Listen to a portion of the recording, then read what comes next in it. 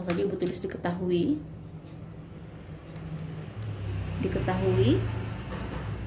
ada benda bermasa 10 kg. Berarti masa 10 kg. Bergerak ke atas pada permukaan datar dan licin tanpa gaya gesek. Jika benda didorong dengan gaya 100 Newton,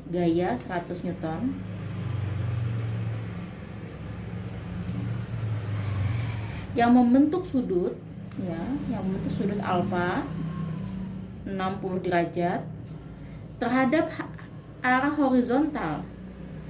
Berapakah besar usaha jika perpindahan benda sejauh 5 meter? Sejauh 5 meter, S sama dengan 5 meter. Oke, yang ditanya adalah usaha. Usaha, ingat simbolnya adalah W ya. Oke, jadi ilustrasinya seperti ini. Ada benda ya, ditarik ya, membentuk sudut alfa. Saya ganti saja, membentuk sudut 60 derajat. Jadi dia ditarik ke atas 60 derajat, sehingga si benda ini berpindah sejauh 5 meter. Oke. Nah, kita ingat rumus usaha kemarin adalah W sama dengan F dikali S. Karena dia membentuk sudut, jadi dia ditarik ke atas ya, sehingga dengan kemiringan tertentu membentuk sudut, maka rumusnya kita tambahkan cos alfa. Di sini F-nya 100, S-nya 5, cos alfanya 60. Oke. 100 dikali 5, 500. Ingat cos 60 berapa? Ya, setengah ya, cos 60. Jadi jawabannya adalah 500 dibagi setengah sama dengan 250. Ingat satuan usaha adalah joule. Ketahuinya sebuah benda 1 kg. Ingat kalau satuannya kilogram, maka berarti besarannya adalah massa. Massa 1 kilogram. Jadi ada benda dengan massa 1 kg dilempar ke atas dengan kecepatan awal.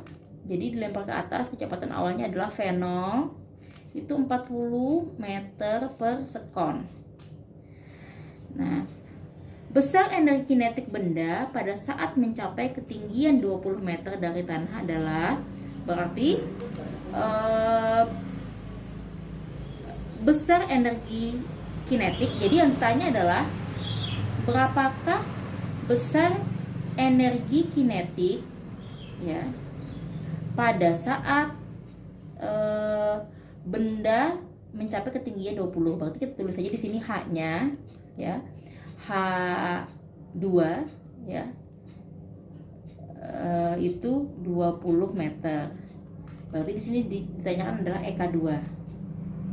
Nah, supaya lebih mudah kita ilustrasikan, jadi ada benda di sini di tanah, ada benda ini dilempar ke atas, dilempar ke atas benda ini, dimana kecepatan awalnya adalah 40 meter per sekon.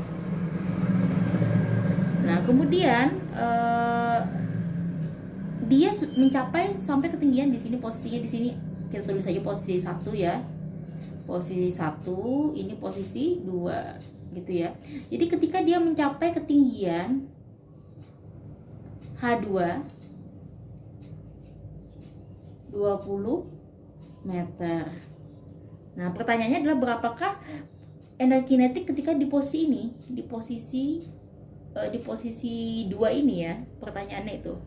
Nah, lalu kita menggunakan rumus hukum kekeralan energi, hukum kekeralan energi momentum ya, hukum kekeralan energi mekanik, mohon maaf. Oke. Nah, Rumusnya adalah EK atau energi kinetik 1 ditambah energi potensial 1 sama dengan energi kinetik 2 ditambah energi potensial 2. Oke. Nah, sekarang di sini kita masukkan, kita jabarkan rumusnya ya. Energi kinetik 1 berarti rumusnya adalah setengah masanya sama V1 kuadrat ditambah setengah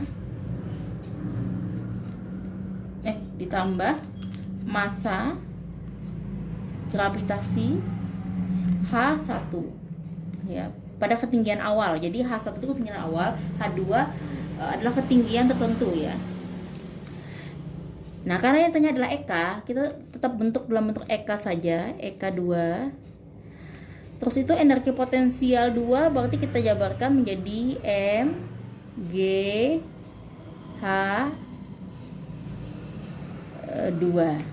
Oke. Nah, terus itu kita isi di sini.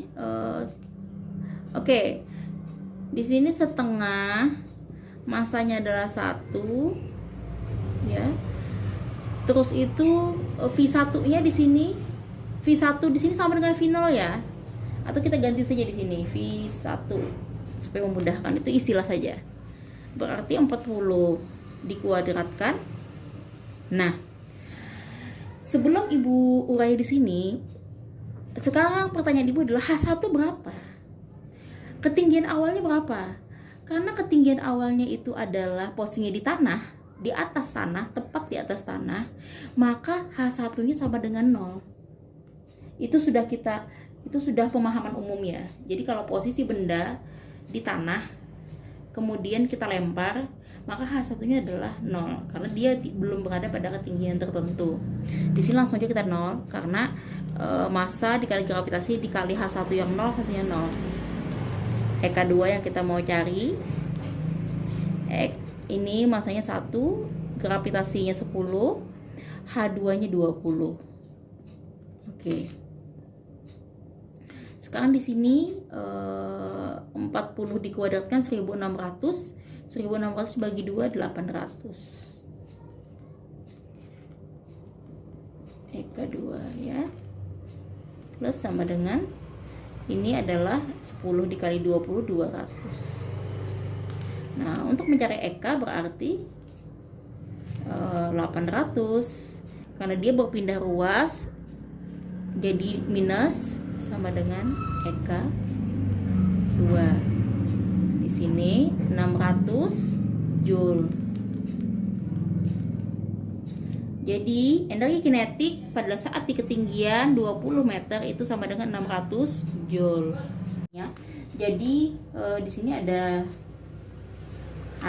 tanah, ya. Kemudian ada benda, ya. Benda di posisi A, posisinya A. Dia itu sampai benda ini di posisi B ya. Ya.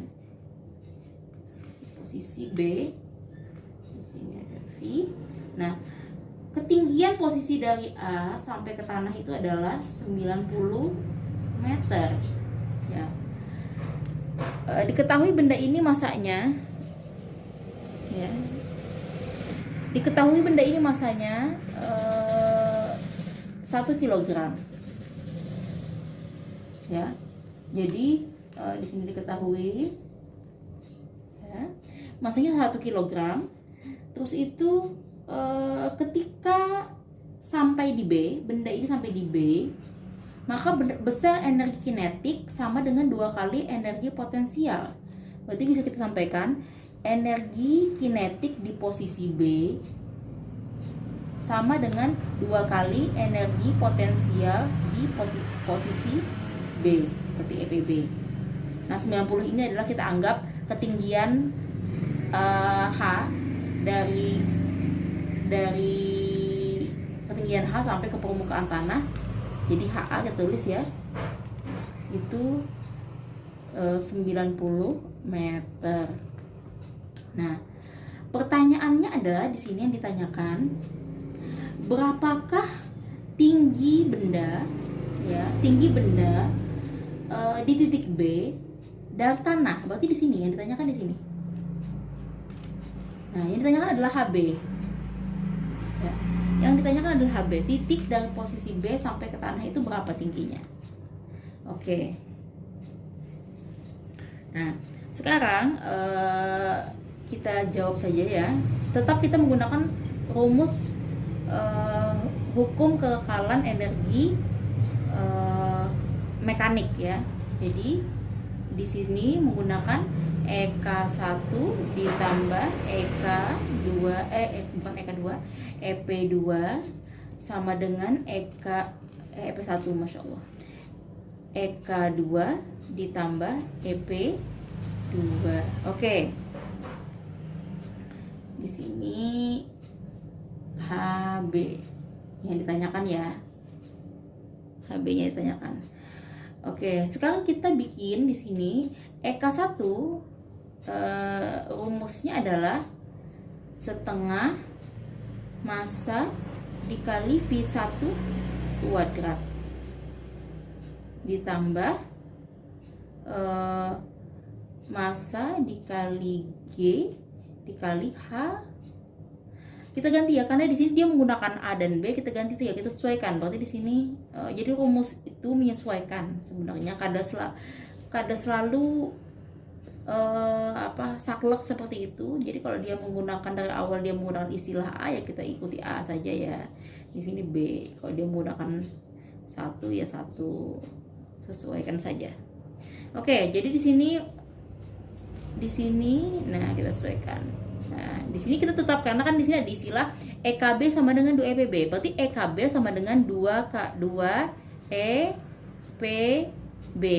Nah, EPB-nya kita tetap tulis EPB. EPB. Oke. Nah, Ibu lupa menyampaikan di sini ya, bahwa bola ini dilemparkan dalam kondisi jatuh bebas. Nah, ingat rumus jatuh bebas. Pada kondisi jatuh bebas, maka kecepatan awal sama dengan 0. Kecepatan awal. Di sini kecepatan awalnya adalah VA-nya. Otomatis di sini 0 ya. Nah, di sini M-nya 1 dikali 10 gravitasinya, HA-nya kita pakai 90. Kan? Nah, di sini 2 EPB ditambah 1 EPB, hasilnya adalah 3 energi potensial B. Nah, di sini hasilnya 900 3 EPB. Jadi, ya, EPB energi potensial di titik B sama dengan 900 dibagi 3 sama dengan 300. Masya Allah. Ya. Mohon maaf, masanya 2 kg. Ibu minta maaf. Salah ya, di sini 2 kg. Jadi di sini 1800. Di sini 1800.